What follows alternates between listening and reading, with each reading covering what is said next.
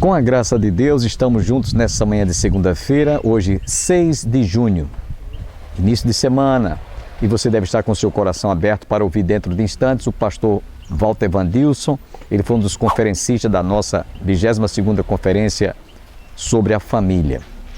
Portanto, sem perda de tempo, quero deixá-los agora com o Dr. Walter Vandilson.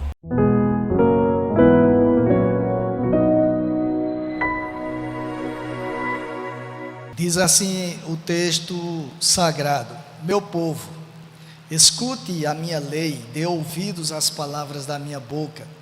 Abrirei os meus lábios para proferir parábolas e publicarei enigmas dos tempos antigos. O que ouvimos e aprendemos, o que os nossos pais nos contaram, não o encobriremos a seus filhos. Contaremos à geração vindoura os louvores do Senhor e o seu poder e as maravilhas que fez.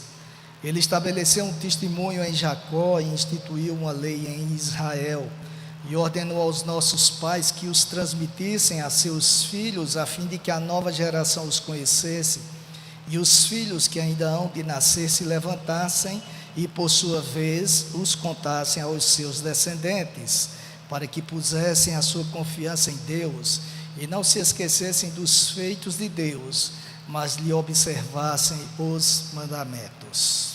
Vamos orar mais uma vez. Senhor, fala aos nossos corações, faz aquilo que eu não posso fazer, ó Pai, que seja o Senhor a falar neste momento, em nome de Jesus, amém. Amém. Os irmãos podem sentar. Quando eu conversei com o pastor Bosco, perguntei o tema do simpósio, que ele me falou que estava tratando sobre a reconstrução do altar, eu fiquei meditando, queridos, em muitos textos que me vieram à mente.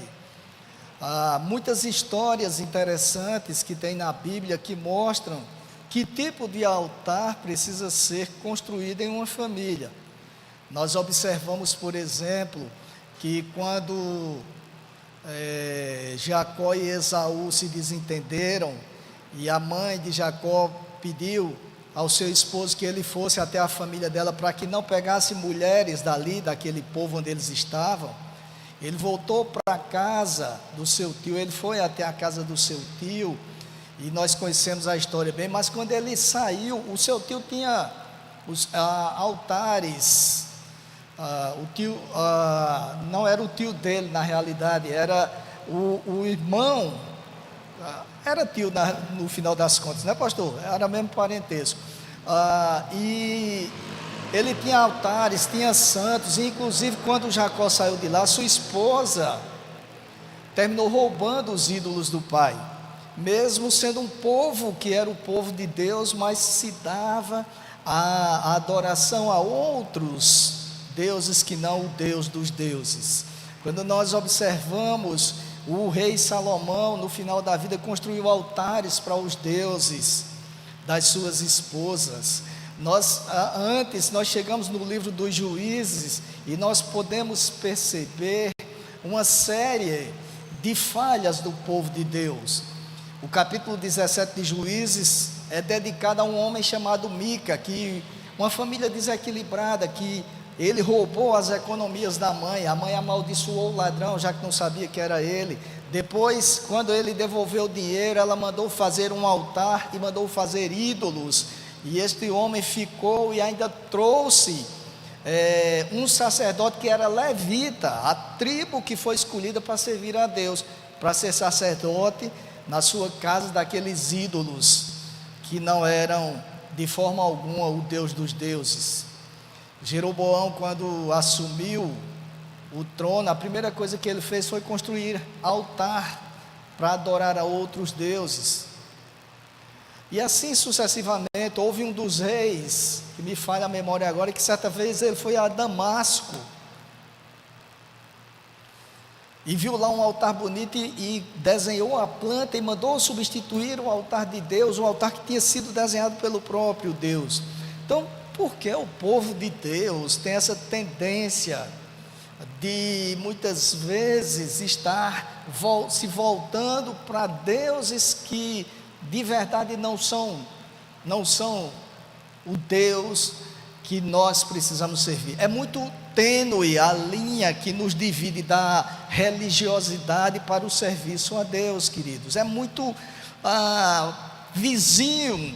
Nós flertamos todos os dias com essas situações. Se nós não tivermos cuidado, nós acabamos por sucumbir diante das armadilhas satânicas que tem no dia a dia. O Salmo 78 é uma espécie de resumo da história de Israel. O salmista traz a lembrança dos seus leitores o que ocorreu durante o êxodo à terra prometida, assim como traz também a lembrança o que aconteceu no tempo do rei Davi, porque o autor do Salmo, Asaf, foi contemporâneo de Davi. Então, o salmista se dirige ao reino do norte, que era Israel, utilizando-se do termo Efraim, que era a tribo que liderava o reino do norte. E ele ressalta a deslealdade de Israel, referindo-se ao pecado daquela tribo de Efraim. Isso está no versículo 10. Nós não lemos o versículo 10, mas eu vou fazer algumas citações para que os irmãos possam compreender o contexto. Quando ele diz aqui no texto que nós lemos no versículo 2, que abriria os lábios para proferir parábolas, a palavra original, meus amados, utilizada como parábola, difere das parábolas que nós conhecemos, como Jesus contava. Na verdade, essas parábolas que ele se refere aqui, era o relato de ações reais, praticadas por determinada pessoa ou por determinado povo, e que é citada para servir de exemplo para gerações futuras e para outros povos.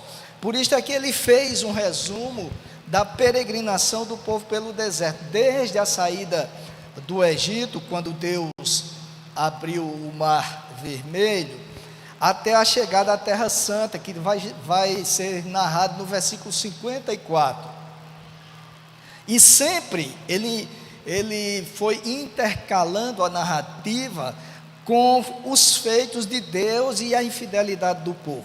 Sempre ele ressaltava aquilo que Deus havia feito e como o povo, durante todo este tempo, todo aquele tempo, foi infiel ao Senhor. E ele encerra o relato lembrando que Deus escolheu Davi para apacentar aquele povo segundo a integridade do seu coração. E é interessante, meus amados, observar o relato do salmista, porque ele nos traz à lembrança várias atitudes contrárias à vontade de Deus, aos ditames do Senhor, que era praticado pelo povo de Deus. E nessas lembranças ele nos leva a alguns textos como esses que eu citei, nos leva a lembrar de alguns textos. Por exemplo, o livro dos Juízes mostra o quanto a nação de Israel foi desobediente ao Senhor. Mostra como, por causa dessa desobediência, ela foi subjugada pelos povos inimigos.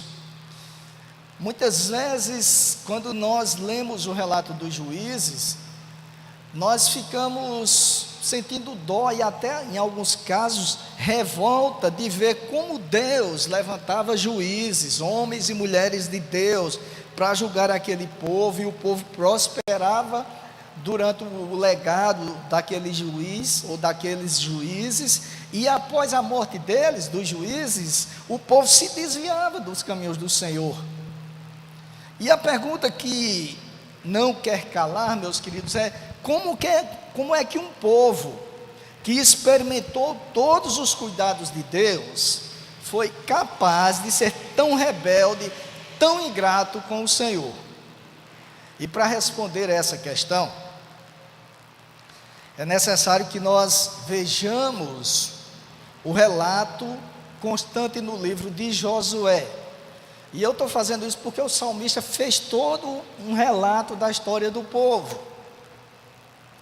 Josué distribuiu as terras entre as tribos, e quando já estava velho, reuniu os líderes do povo e disse: esforcem-se para guardar e cumprir tudo o que está escrito no livro da lei de Moisés, para que dela vocês não se afastem, nem para a direita, nem para a esquerda. Capítulo 23, verso 6 de Josué, tem este conselho. E depois, no último capítulo, no capítulo 24 do livro de Josué, há o relato de que ele reuniu o povo e trouxe à lembrança todos os feitos de Deus, tudo o que Deus fez durante a peregrinação pelo deserto naqueles 40 anos. Exatamente, Josué fez exatamente o que o salmista fez no Salmo 78. E quando ele terminou o discurso, aconselhou o povo a temer a Deus, aconselhou o povo a jogar os deuses fora, porque o povo estava mais preocupado em servir outros deuses do que o próprio Deus. Então no versículo 24, verso 14, ele diz: joguem fora os deuses pagãos. E aí ele concluiu dizendo o seguinte: agora, se vocês não quiserem jogar fora, se não quiserem servir ao Senhor, não sirvam. Agora, eu e minha casa serviremos ao Senhor. A decisão tomada pelo líder da família. E o povo, diz o texto, decidiu pelo serviço ao Senhor e fez uma aliança com Josué. O capítulo 24, verso 25, consta este relato. E Josué escreveu tudo que foi dito, erigiu um monumento para que servisse de testemunho. Havia muitos símbolos naquela época, um testemunho daquela aliança firmada entre Deus e o povo, verso 27. E no verso 31 do capítulo 24 diz que Israel serviu ao Senhor todos os dias de Josué e todos os dias dos anciãos que ainda sobreviveram por muito tempo depois de Josué e que sabiam de todas as obras que o Senhor tinha feito por Israel. Porém, queridos, o livro dos Juízes, no capítulo 2, relata no versículo 10 que toda aquela geração que fez um pacto com Josué também morreu e foi reunida aos seus pais. E aí o verso 2 diz que depois daquela geração se levantou uma nova geração que não conhecia o Senhor nem as obras que ele havia feito por Israel. O que é que nós podemos inferir deste relato, queridos? É que a geração do livro dos Juízes, aquela geração rebelde, não tinha conhecimento do Senhor e muito menos dos feitos dele, porque a geração anterior, aquela que fez um pacto de servir ao Senhor, celebrou o pacto com Josué, foi negligente em ensinar para a família, em passar para a família os feitos do Senhor, foi negligente em passar para gerações futuras os feitos do Senhor, e o resultado daquela negligência foi catastrófico. O versículo 11 do capítulo 2 do livro dos Juízes diz que os filhos de Israel fizeram o que era mal aos olhos do Senhor, servindo aos Baalins, servindo a deuses pagãos. O salmista, no Salmo 78, está meditando exatamente nessa negligência dos pais antigos, exatamente no fato de aquela geração antiga não ter sido capaz de cumprir o que Moisés havia determinado no livro de Deuteronômio, por exemplo, capítulo 6, versos 6 e 7 do livro de Deuteronômio, capítulo 11, versos 18 e 19, tem mais ou menos as mesmas palavras. Estas palavras que hoje lhe ordeno estarão no teu coração. Primeira coisa, estarão no teu coração. Você as inculcará a seus filhos e delas falará quando estiver sentado em sua casa, andando pelo caminho, ao deitar-se, ao levantar-se. O verso 18 do capítulo 11 é assim: ponham estas minhas palavras no seu coração e na sua alma, amarrem-nas como sinal na mão, para que sejam por frontal entre os seus olhos. Ensinem essas palavras aos seus filhos, falando delas quando estiverem sentados em casa, andando pelo caminho, quando se deitarem e quando se levantarem. Esse é o contexto em que as palavras que nós lemos inicialmente do verso 1 ao verso 7 do Salmo 78 foram escritas. O salmista trouxe à lembrança as falhas do povo e as razões daquelas falhas. E os princípios constantes no texto são plenamente aplicáveis às gerações de hoje, a nós que estamos aqui nesta noite, e devem ser observadas por qualquer líder de lar, qualquer pai, qualquer mãe, que quer ter uma família piedosa, uma família que está diante do altar do Senhor. São muitas as lições que nós podemos inferir, extrair do Salmo 78, mas eu vou ressaltar apenas 3 nesta noite, e espero que elas sirvam de motivação para o estabelecimento cada vez mais de uma vida familiar piedosa, de restauração do altar. E a primeira coisa que nós observamos aqui, queridos, no relato do Salmo, é que o conhecimento de Deus no lar passa pelo ensino à família. Isto parece óbvio, todos nós sabemos que é assim, mas as obviedades nem sempre são valorizadas, infelizmente. Às vezes, os pais se dedicam tanto aos ministérios na igreja, e eu não estou dizendo que não devemos fazer isto, se dedicam tanto a grupos de estudo, grupos familiares, e isto deve acontecer, mas no lar, eles se limitam à cobrança de uma vida piedosa, não ensinam o porquê da necessidade de a família ter uma vida diante do altar do Senhor. E aí a família se torna religiosa, mas não se torna piedosa, se torna uma família que frequenta a igreja, mas não tem relacionamento com Deus, porque muitas vezes sequer é ensinado na casa que os feitos de Deus para a família. Quantos pais não há, quantas mães não há que são evangélicos, mas na hora da refeição sequer oram antes da refeição, e os meninos crescem pensando que aquilo ali que está ali comendo foi porque o pai trabalhou e botou em casa, mas não aprendem que foi Deus que abriu a porta para o emprego, que Deus deu saúde, que Deus deu condições de estudar, acham que é mérito humano. Eu estou citando apenas um pequeno exemplo, entre tantos que poderíamos citar.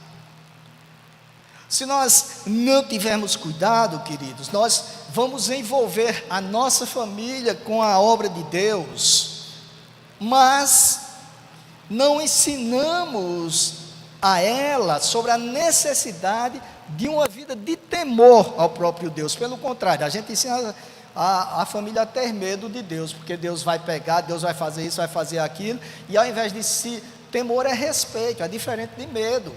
Ao invés de se temer a Deus, de se adorar a Deus, não se tem determinadas práticas, porque tem medo das consequências, mas não tem medo de entristecer a Deus. A Bíblia diz: não entristeçais o Espírito Santo do Senhor. As pessoas não aprendem assim.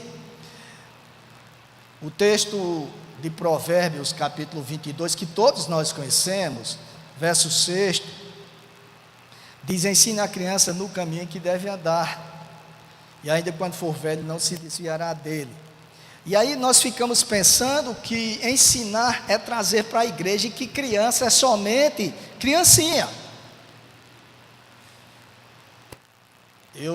Certa vez eu estava falando sobre esse texto, Provérbios 22, 6, não me lembro se foi aqui, se foi em outra igreja, mas eu disse que eu ficava lendo este texto e ficava dizendo assim: os tradutores da língua portuguesa fizeram errada a tradução, porque se é ensinar criança, e criança é gênero feminino, então ainda quando for velha não se desviará dele. Não é ainda quando for velho, olha só, quem sou eu para estar querendo dizer como é que tem na Bíblia, como é que a Bíblia deve ser escrita.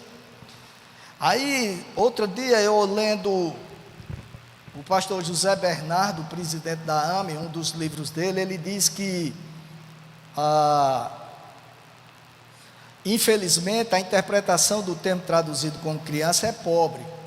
Em 238 ocorrências do termo, o termo em hebraico é Naar, 76 são traduzidas como homem jovem. A mesma palavra que está aqui como criança é traduzida como homem jovem. 54 traduzida como servo. 33 como rapaz. 15 como jovem.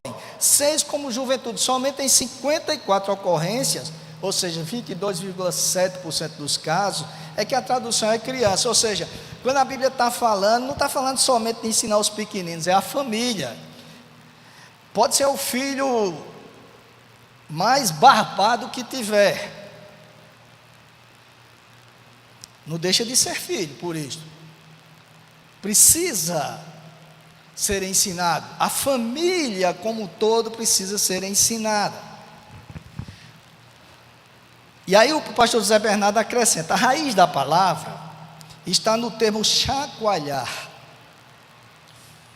como se faz com um recipiente para saber se está vazio. A ideia é a de alguém que ainda não tem conteúdo suficiente. E aí os líderes de uma família precisam estar colocando conteúdo cristão na cabeça dos filhos. Isto quer dizer, ensinando. O ensino é essencial à família. O gastar tempo com o ensino sobre Deus e sobre os seus atributos é essencial para uma vida familiar piedosa. Ninguém adora quem não conhece. As pessoas que trabalham na área da educação aqui sabem que a tarefa de ensinar exige dedicação, exige tempo, é um sacerdócio.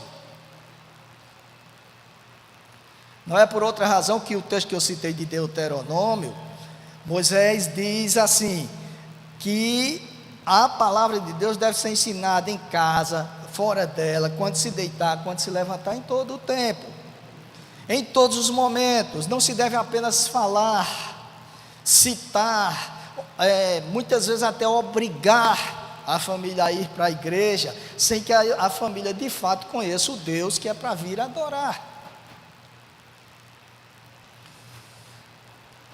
Eu sei, por experiência própria, que isto não é fácil,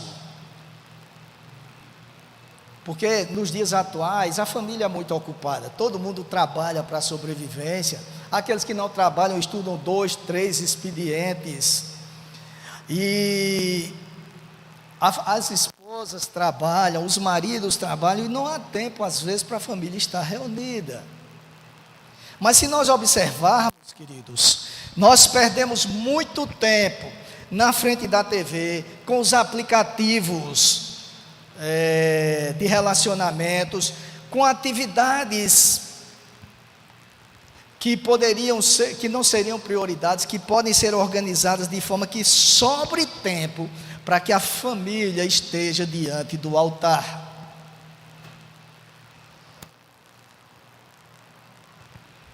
Dos tempos antigos,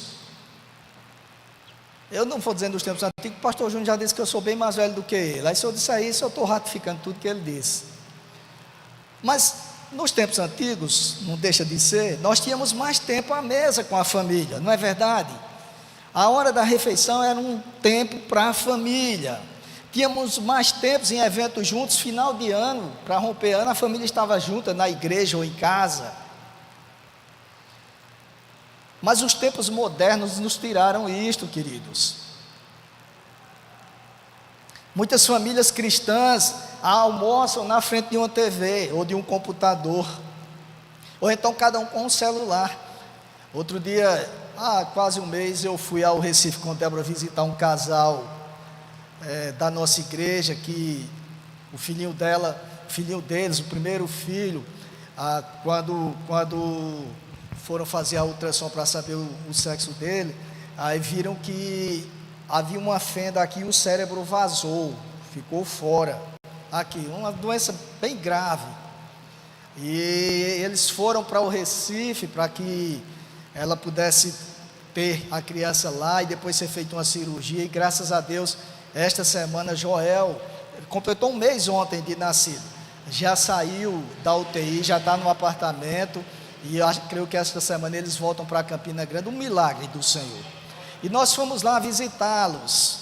E quando voltávamos, paramos para almoçar, e eu fiquei falando com Débora, Débora, aquele casal ali, um casal, o homem e a mulher, claro, É porque hoje em dia tem que especificar, né? Sentados, cada um com o celular, não conversavam, não falavam, era o tempo todo mexendo no celular aqui, o outro ali, porque os tempos modernos nos fizeram separados, ainda que estejamos juntos, infelizmente. Momentos que nós poderíamos aproveitar para falar sobre os feitos de Deus, não são mais cultivados. Quando as famílias às vezes estão à mesa, em muitos casos, quando conversam, é sobre os problemas e as falhas das pessoas das igrejas. Infelizmente. Muitos homens de Deus fazem um esforço tremendo para envolverem os seus filhos com a igreja, mas afasta eles da igreja na mesa, falando mal do pastor, falando mal de um irmão, contando problemas, como se em outros lugares não houvesse problemas. Ao invés de falarem sobre Deus, ao invés de falarem sobre os atributos de Deus, sobre os feitos de Deus, falam de problemas relacionados ao povo de Deus.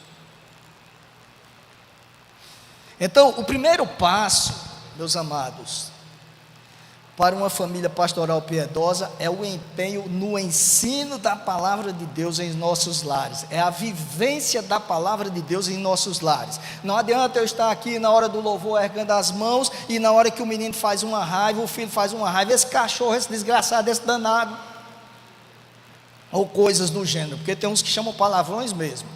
Vamos ficar devendo a continuidade desta mensagem no próximo programa, se Deus assim nos permitir. Mas nós vamos encerrar o nosso programa ouvindo outra vez a cantora Denise, louvando a Deus com um dos seus belíssimos e inspirados hinos. Até amanhã, se Deus assim nos permitir.